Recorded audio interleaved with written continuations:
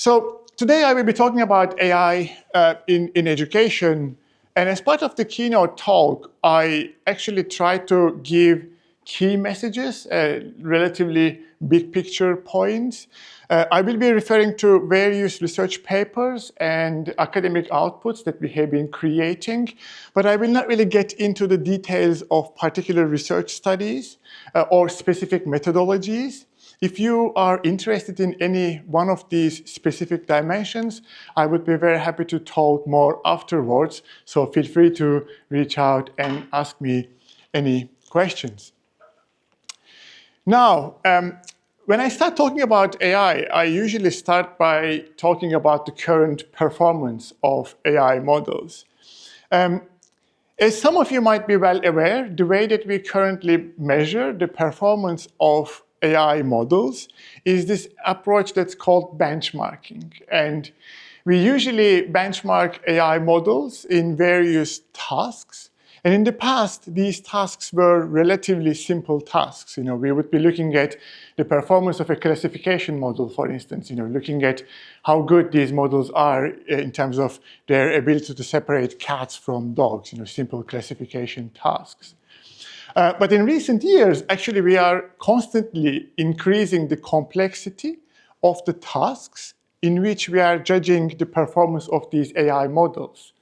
And some of the very interesting ones that I particularly like is this benchmarking, looking at the model's performance in PhD level science question answering.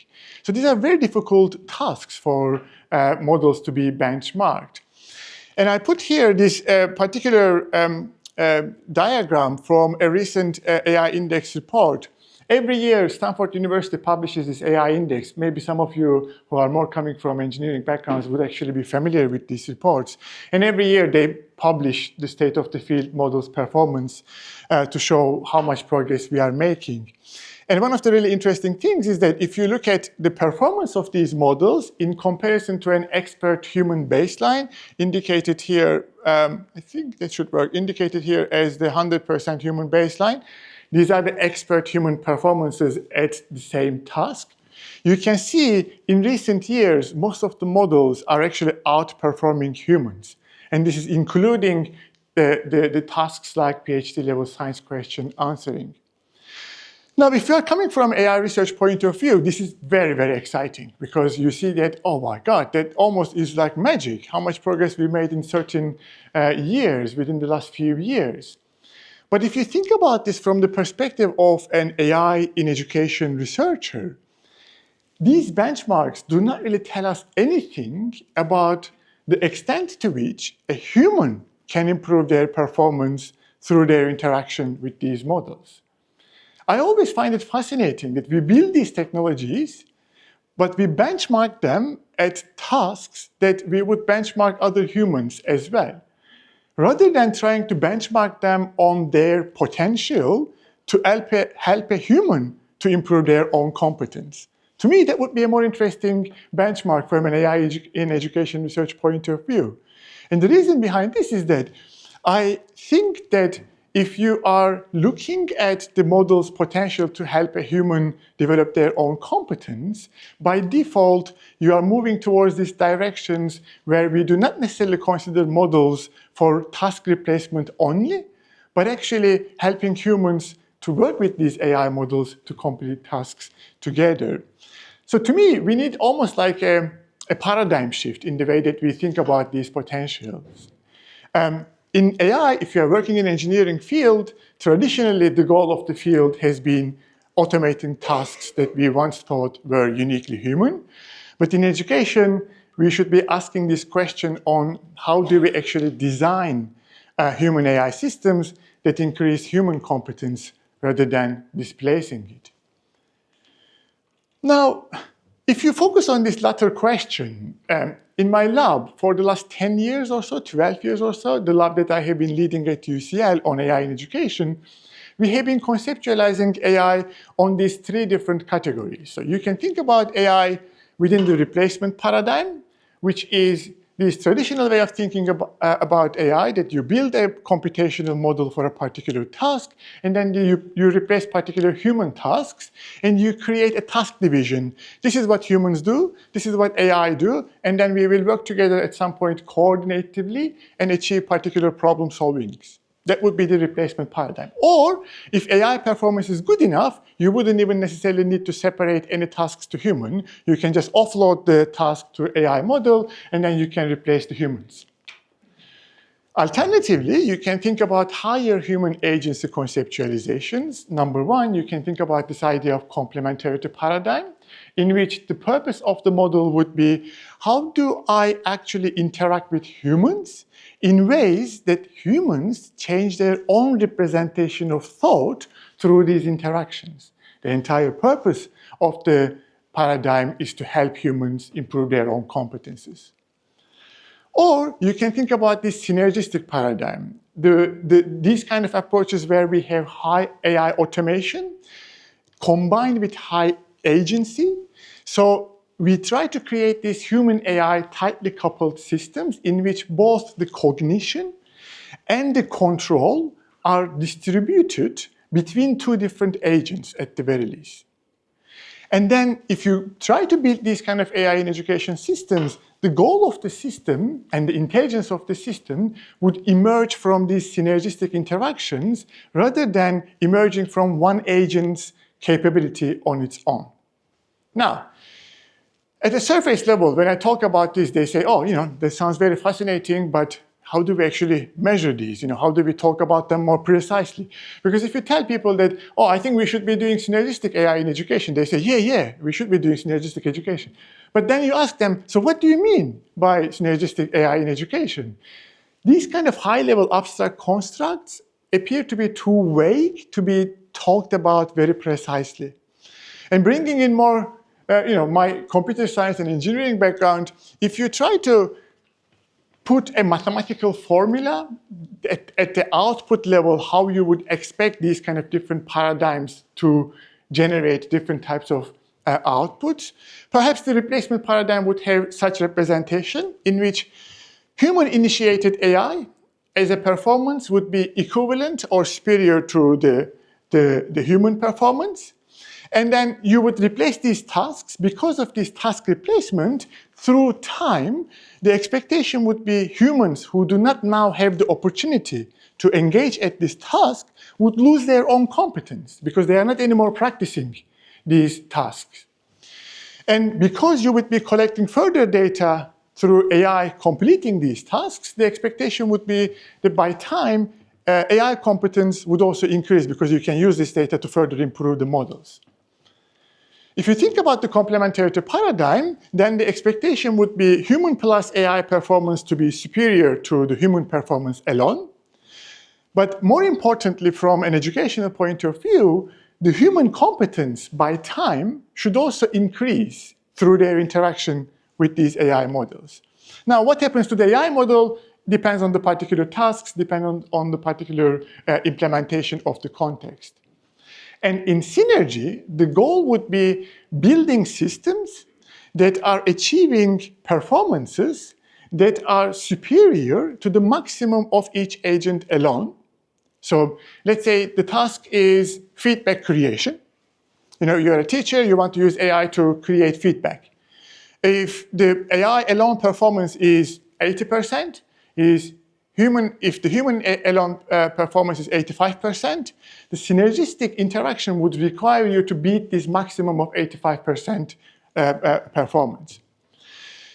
And the goal of these kind of synergistic interactions from a competence development point of view would be, since you are trying to create opportunities for humans to be constantly in the loop and as part of the interaction, human competence by time would increase.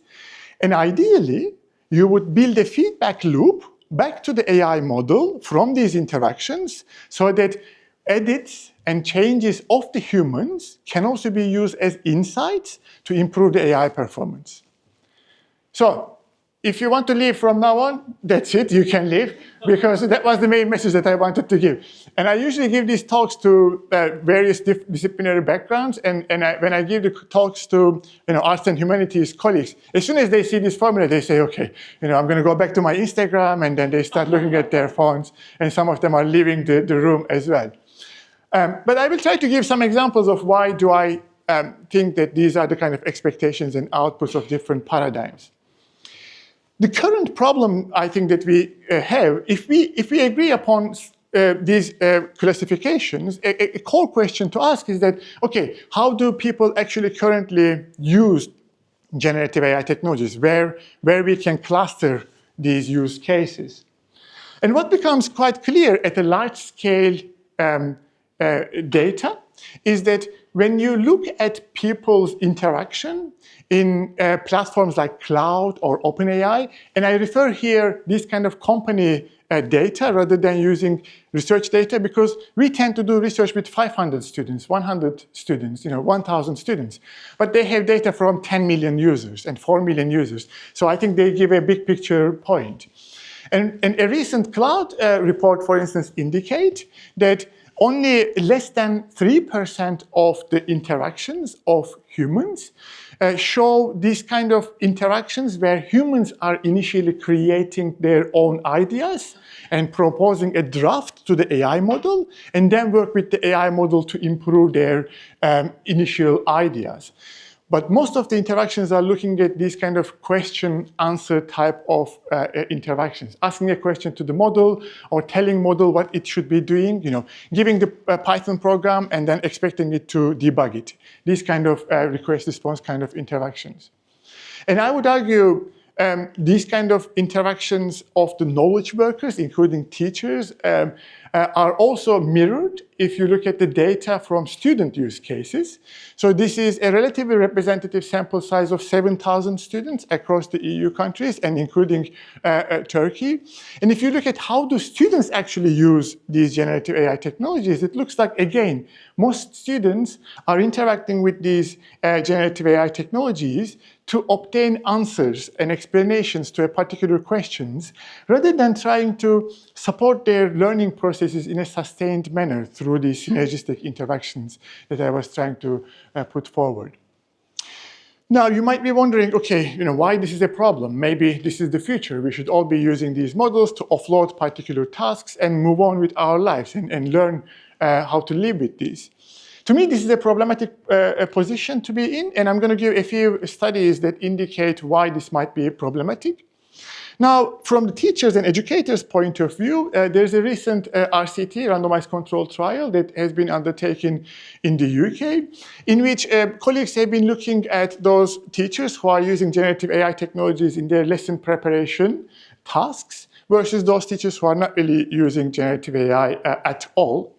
And what they show is that very positively, those teachers who are using generative AI can save up to 31% of their lesson preparation time.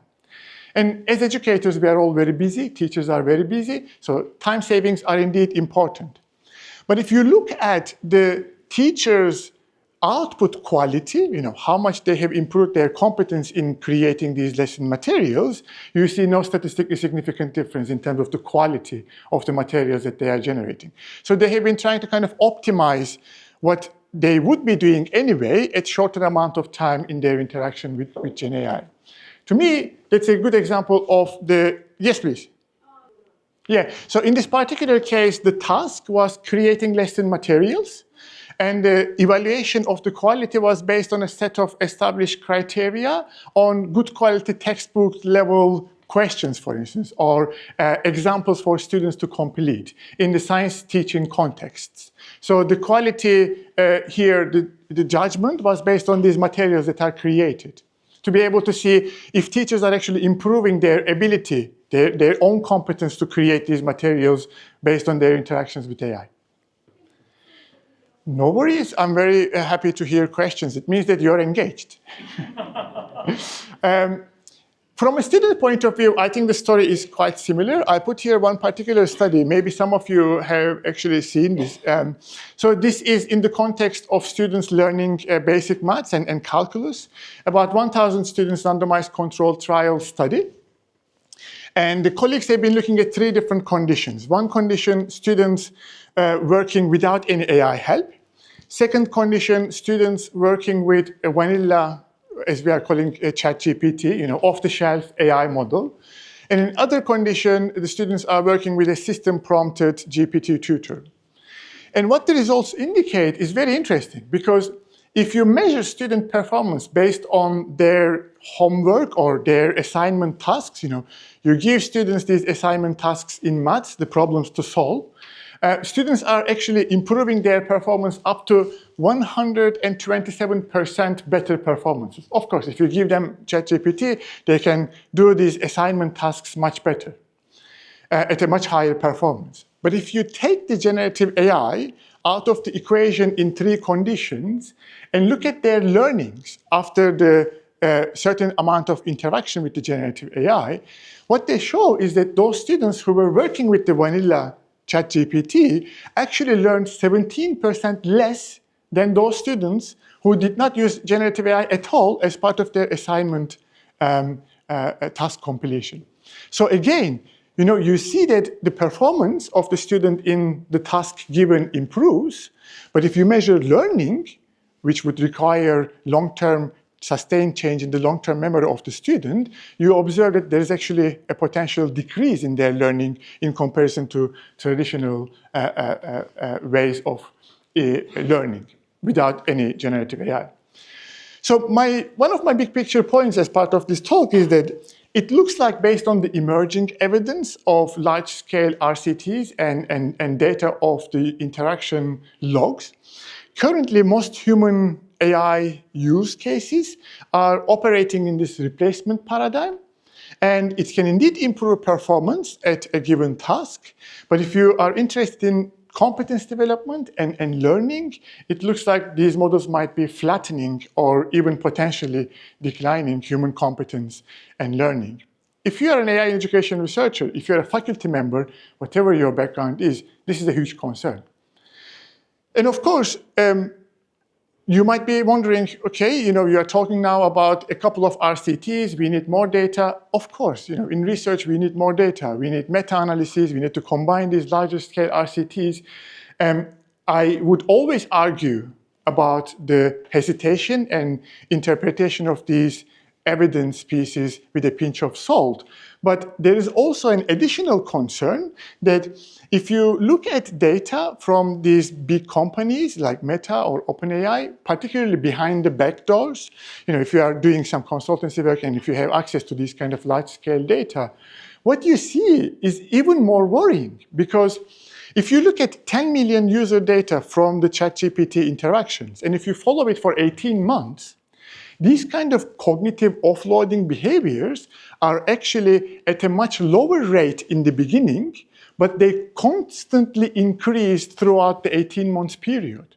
So what we might be actually observing as 17% learning loss might be the tip of the iceberg, because this is like the students are just interacting with these models in a short amount of time. But what happens if you're interacting with the same model for 2 years, for instance, and you develop this trust and confidence with the outputs of the model? So your cognitive offloading behaviors tends to increase as well. So the concern is even more worrying there. Now, there are 2 ways to think about this. One way is that, okay, throughout the history of automation, if you think about how we have dealt with automation, was a similar pattern. In the past, perhaps our physical strength as a society was much higher because we were interacting in various labor tasks. And we are now, in terms of our muscle load, perhaps at a offloaded and atrophied stage. But this is fine because we learned how to deal with this. We created gyms. We started highlighting the importance of exercises, and people are doing both. You can still offload certain types of automation, and you can also develop ways in which practicing these cognitive capabilities is part of your interaction with AI. And to me, this part about how do we actually design and develop pedagogies that channel human interactions more towards this higher human agency paradigms of complementarity and synergy is the key question that we should all be thinking about. Not necessarily because this critical issue of the cognitive atrophy exists, because if you look at the history, we would have known or expected that that would be the case. But how do we actually deal with this? How do we design alternative pathways is what I'm interested in. Now, one thing that you will realize is that if you are trying to move towards this higher agency paradigms of complementarity and synergy, you have to start thinking about increasing human control and human agency in these interactions. But human agency is such a complex construct. Many decades, and even if you go back to ancient Greek history, centuries of thinking went into conceptualizing agency. So it's a very difficult construct to actually set a balance on and build for, design for. But in my conceptualization of agency, there are at least 3 dimensions. So one dimension is about creating opportunities to make particular decisions. And the second dimension is about the capacity to make specific decisions. And the third dimension is about capacity to enact upon these decisions. So agency is a holistic construct that would have all of these 3 as steps. And I would argue each one of these is a necessary but not sufficient condition for next level to occur. Now, this is a theoretical and philosophical positioning in the sense that if you are thinking about human agency as a single intracranial activity that happens inside the human brain, more cognitivist, more behaviorist thinking about human agency, you might be arguing that opportunities do not really matter. It's all about what the human has as an intracranial activity of capacity to make decisions and act upon them. But I would argue more from a constructivist point of view, every single capacity to make a decision is always a function of the opportunities that are provided within the ecosystem. You cannot really think about a person's motivation, for instance. In the morning we were discussing about this, unless you take into account, well, what are the opportunities for this motivation to emerge?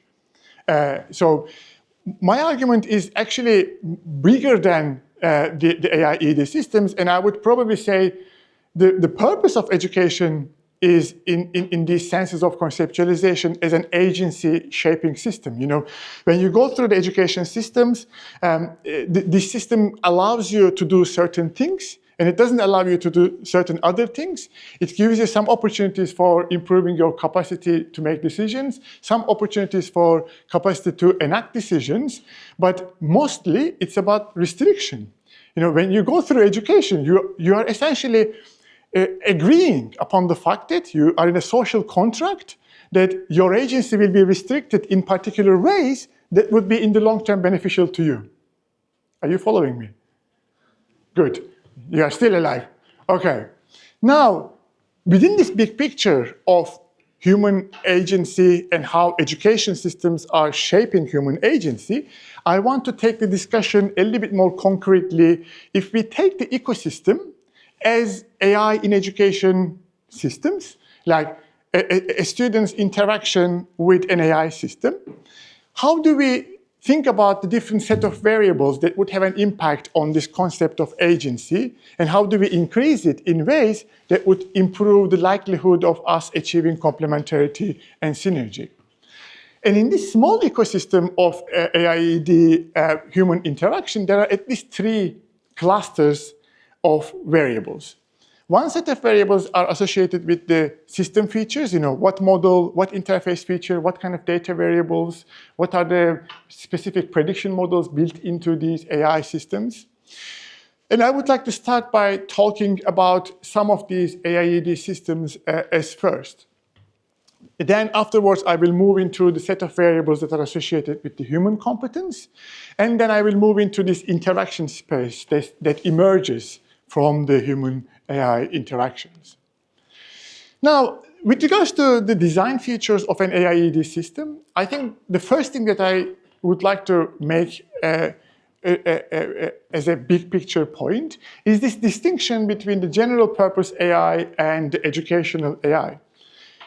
If you look at the rhetoric of big companies, most of these vanilla AI models that are put out there, that are designed and developed for user satisfaction. So if you are looking at the mid-fine-tuning and post-fine-tuning of these models, you will see that they are designed to satisfy the user constantly. These are not necessarily educational tools. They are not designed and developed for educational purposes per se. But the rhetoric is that it's a Microsoft Copilot, for instance. But if you look at the essence of it, it's autopilot. It does the work for you. And many people are confused because they see this rhetoric, they think that this is an educational tool, but the real experience is exactly the opposite. My argument is that only pedagogically constrained tools, systems, can produce effective learning gains. And if this is a premise that we would all agree, then the question that we should be all asking about, how do we actually constrain these system behaviors that are pedagogically more meaningful? And there are so many different ways that we could do this. I think most common way, and I think many of you are already interacting with these, is this whole idea of changing the AI behaviors through pedagogical system prompts.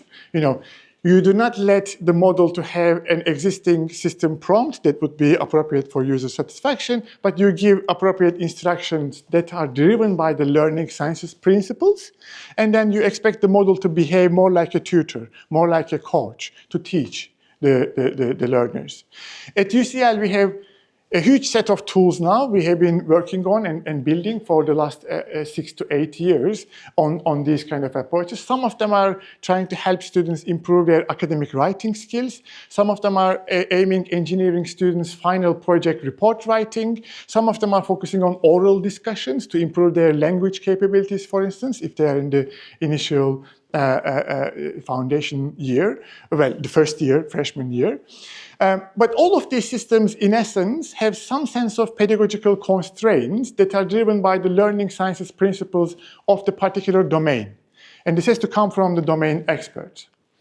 An alternative pathway is to build agentic workflows. This is also fairly common in recent years. If you look at single large language models, these models have significant issues on constructs like sycophancy. I don't know if you have heard about it, but these models tend to overprice people. They tend to agree with people a lot more than they should be. So regardless of how bad your recommendation is, they would be saying things like, oh, that's interesting, and oh, great work, these kind of sycophantic behaviors. And one way to address these kind of sycophantic behaviors is to build a multi-agent architecture in which you would have different LLMs taking different tasks and judging each other's outputs in order to be able to mitigate some of these. It doesn't solve the problem 100%, but it's a much better output at the end pedagogically in comparison to single LLMs. And I'm very happy that as part of a recent collaboration with my colleague here, Yücel Saygın, professor in computer science, we have also been exploring one particular direction that we could address this issue on how do we constrain the pedagogical behaviors. And Cem is doing very interesting work on how do we actually bring in knowledge graphs and learner modeling techniques that we know from more traditional AI models in order to be able to better help large language models to make better diagnostics of the current level of mastery of an individual learner and then accordingly provide recommendations. I will not get into the details of this because, if you are not interested in neurosymbolic AI, that's not going to be very interesting for you. But if you are interested in the technical work, I would be very happy to answer questions afterwards. The big picture point that I'm trying to make here is that we cannot consider these off-the-shelf generative AI models like ChatGPT, Gemini, as they are, to be educationally meaningful models. We need to change and pedagogically constrain these models. The techniques would differ depending on your interests, but the big picture point is that we need to do this. And I would like to kind of bring here 3 major dimensions that we should all be focusing on while we are trying to limit the pedagogical behaviors of a large language model.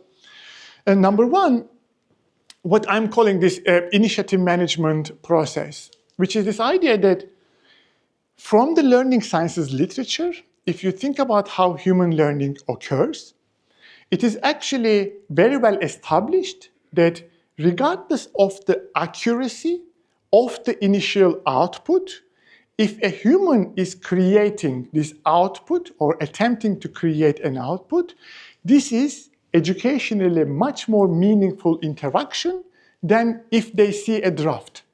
However wrong the initial response is, if you ask a student to generate a response, that's a much more educationally meaningful interaction than letting them see an answer or a draft.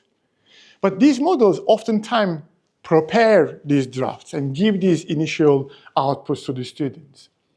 The reason behind this is that if you try to generate an output, you start activating your prior knowledge, number one. Number two, you realize what you do not know, because if you cannot generate this answer, it kind of shows you that you do not actually know what you should be learning. And number three, it motivates you. Because if you know what you do not know, that's a much more motivated state to learn the next concept than if you are shown what you should be learning. So we should start building these tools that does not initiate the interaction themselves, but expect students to generate the outputs. The second really important aspect is that these models are brilliant. I'm actually so fascinated and still trying to understand how do we conceptualize intelligence? Traditionally, how did we conceptualize intelligence? And what these models are doing, and what are the differences between human intelligence and artificial intelligence? But in essence, these models are highly capable language models, which means that certain aspects of the language might appear in the very long tail of the word distribution, from a technical point of view. So, for instance, diagnosing a learner's particular knowledge component deficiency might be in the word distribution of the model at the long tail, which means that the models are not very good at actually diagnosing what the student is not knowing. So it ends up giving a lot of information and tangential information. So you ask a model to do something, and then it gives you this, 500 words. And if you're an expert, that's okay, because you skim read this output and you realize, oh, this is the part that I need to actually know. That's useful. But if you're a novice and if you're a learner, it's very difficult to select what matters to you from this huge set of output. And these models are not very good at diagnosing the knowledge components. And the last thing is that these models tend to provide over support rather than scaffolding. So scaffolding is this term that in learning sciences, if you are trying to teach someone something, ideally, you should be fading your support to the student, right? But in these models, it's almost always ending up with a sentence like, would you also like me to do this? How many of you have experienced this? Would you also like me to do that? You can, of course, prompt engineer it and try to mitigate this. But if you look at the essence of the model, it's always trying to satisfy you as a user. And from a learning point of view, that's not very ideal. And then I will move on to also say that so far I have been more talking about the pedagogical aspects and pedagogical outputs, but with these new language models, we are also bringing in additional concerns that are associated with certain societal biases. For instance, in our lab, we have developed this recent methodology to do what we are calling the ethics audits of the educational large language models. And if you look at, for instance, state-of-the-field language models, gender manipulated feedback generation, you see that if you tell the model explicitly or indicate in your prompt the language of the student, the model actually generates statistically significantly different feedback for males versus females. And this is the case particularly for the GPT models. We found no differences in DeepSeek models, for instance, which is very interesting. But if you look at the implicit gender biases in the student input, you realize that the statistically significant difference appears in all the models that we have tested. So the point that I'm trying to make is that it's not only about the pedagogical output evaluations and how do we build pedagogically meaningful generative AI, but it's also about looking at these kind of particular biases and additional concerns to be able to mitigate for these. Now, if you can build these tools that are pedagogically constrained, existing evidence would indeed indicate that they are very meaningful for human learning. But it's also important to highlight that building the best AI in education tool and creating the best prompted, pedagogically constrained AI in education tool does not really mean that this tool will be used in all the contexts. Oftentimes, AI in education adoption and use is a very context-specific socio-technical problem. So particular leadership concerns, for instance, particular pedagogical culture of the institute will all have an impact on the extent to which your best AI in education tool will be used. Concerns about the trust, for instance, I will come back to this briefly afterwards as well. So I wanted to say that, to me, all of these concerns that I have highlighted about the pedagogical concerns and biases are the kind of concerns that we will be working towards and addressing within the next few years. But oftentimes, the problems are not really technological problems, and the technical solutions will not really get us there. It oftentimes fails in these kind of systems and more on the human side. So I would like to talk within the next 10 minutes or so, towards the end of my talk, a little bit more about this human competence and interaction space, if I may. So I mentioned this space is also very complex, because if you think about human competence as a holistic picture of their knowledge, their skills, their beliefs and experiences, there are so many cognitive scientists-driven models of human competence. You know, your particular dispositions and cognition would have an impact on your situation-specific skills, which then would have an impact on the performance of certain behaviors. So it's a very complicated space, and I don't have time to cover these.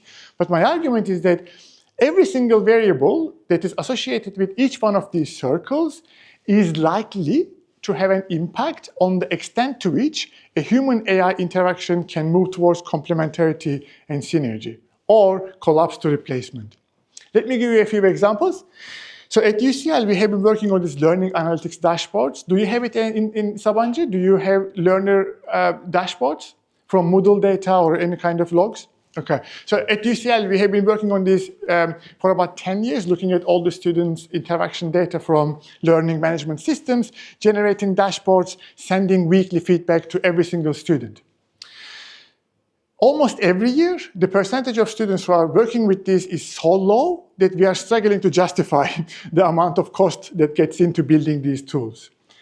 But one thing that we have come up with for the last couple of years is that, okay, these dashboards that are showing how many lectures they have watched, what was the percentage of their debate contributions, can potentially be enhanced with the help of generative AI.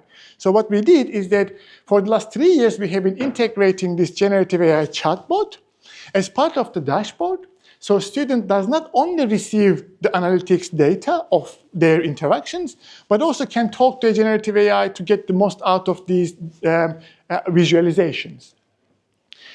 And if you look at human variables, like we have been particularly interested in this concept of self-regulated learning, and if you survey your students in advance to be able to cluster them as high self-regulated learners versus low self-regulated learners, and if you look at their interaction data with the same chatbot, same AIED system, you see that they actually ask very different kind of questions. So those high self-regulated learning students were trying to get detailed, bespoke, knowledge component level insights, but low self-regulated learners were asking more about clarifications and verification of their particular actions. And if you look at how much do students learn from the same system, if you control for their competencies like self-regulated learning competencies, you see that sometimes the AIED system has no impact. So it's all about the particular competencies of the students. But sometimes certain variables that are associated with the generative AI ED system features are making the difference. But in order to be able to see what is actually the impact of a particular independent variable change in the AIED system, we also need to control for a lot of these human competence level variables. Another really interesting example is that, so at UCL, every faculty complains about the fact that they have to write too much feedback and it takes too much time writing feedback. I don't know how it is in Sabancı. Maybe you are in in a better position here. But we have been exploring the generative AI models to be able to see if we could actually give the faculty members these models to help them with their essay or, depending on their assignment, feedback writing tasks. And in our experiments in two different departments of Department of Statistics and Department of Psychology, we created these three different conditions. Human-generated feedback, lecturers, TAs are writing the feedback alone. AI-generated feedback for the same student response. And humans working with generative AI to co-create the feedback conditions. It's fascinating because if you look at the results of the quality of the feedback judged by the students and other TAs, what you see is that if they know the feedback is coming from AI, they judge the quality of the feedback to be statistically significantly lower than human-created or human-AI co-created feedback. But if they don't know the original source of the feedback, they actually judge the AI-generated feedback and human-AI co-created feedback to be better than human-created feedback. Now, this is also, I don't know what do they say about the quality of the feedback at UCL, by the way. It might be a problem of the baseline, because maybe the human feedback is low quality.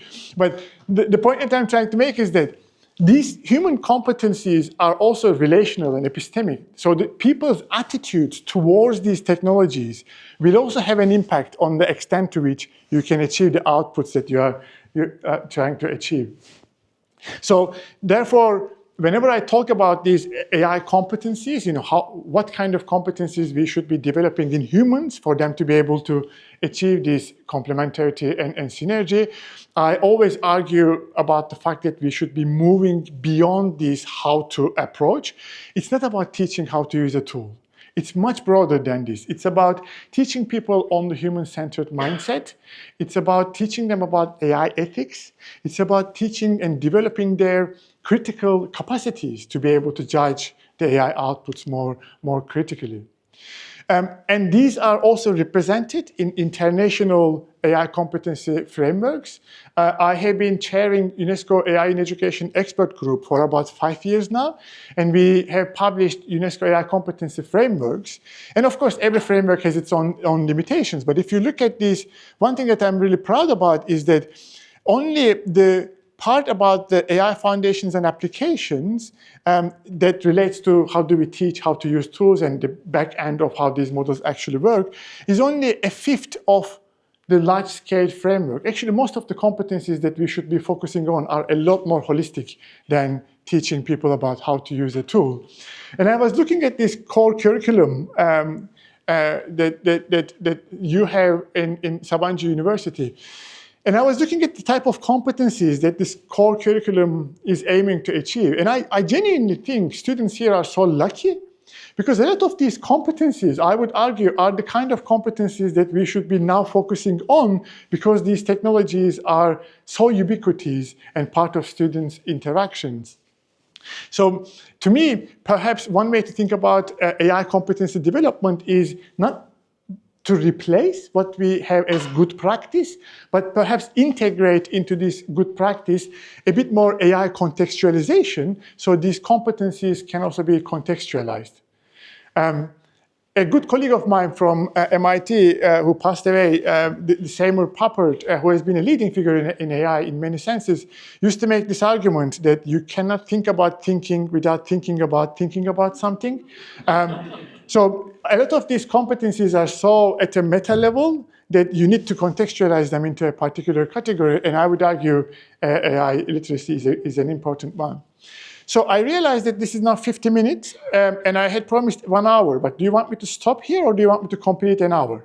In 5 or 6 minutes, if you stop, we have enough time for a panel, but if you want to extend more, we can then cut the panel. No worries at all. I'm just going to talk about maybe 5-6 more minutes and then try to wrap it up, because the last thing I wanted to briefly talk about is this interaction space.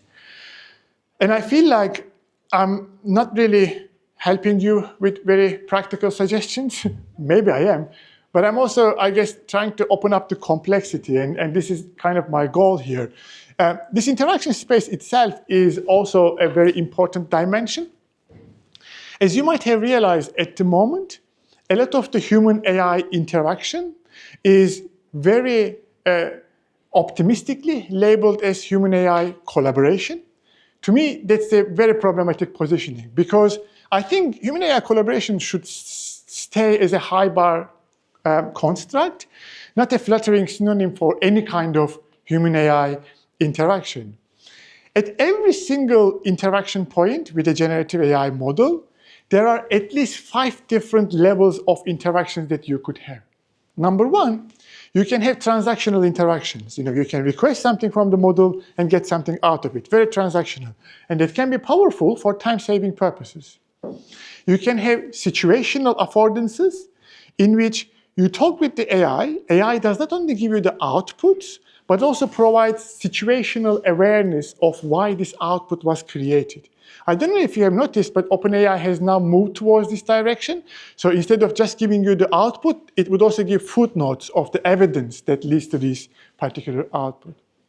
You can talk about operational interactions in which you do not only interact with the model as the model comes to you, but you bring in your own expertise to set up certain thresholds, certain parameters, maybe change the system prompts. So the model does not only behave in the way that it was initially set to behave, but it behaves to operationalize your own ideas. And that kind of interaction would be a different set of interaction. You can have practical interactions in which the AI does not only generate outputs, but gives you the opportunity to make edits on the outputs. And based on these edits, through a feedback loop, AI model can learn from you. So the next time the model generates an output, it does not only provide based on the model parameters that have been established, but converges towards your own needs in the long term.